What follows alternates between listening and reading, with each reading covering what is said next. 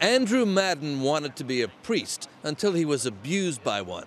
It took the form of molestation most of the time.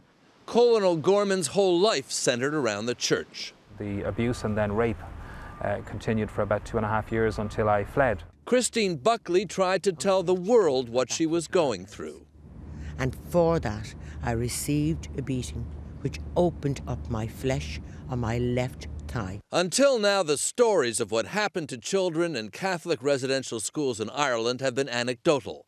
A government inquiry now confirms that for decades, until the schools were closed, children were abused in their thousands. Exact figures are impossible because of missing records.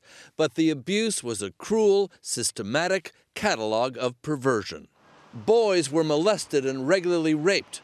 Girls were beaten, flogged, kicked, burned, held underwater. The rare, brave complaints were ignored or hushed up. Offending priests and nuns were shunted around the system, many sent to America. When you take people into a state-regulated, statutory system of care, whether it's right or wrong to subject them to such detention, you owe them a duty to take proper care of them.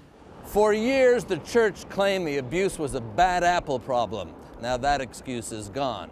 There were hundreds, if not thousands, of bad apples who were systematically hidden by the church so they could abuse again. Faced with the evidence, all one of the religious orders accused in the report could do is apologize. Today is a day really of shame, as far as I am concerned, for our congregation, indeed for the church, and for the community in general. A day for shame, but not prosecution. A church-led court action kept all of the abusers' names out of the report. Victims' groups say they may have some vindication, but not justice. Mark Phillips, CBS News, Dublin.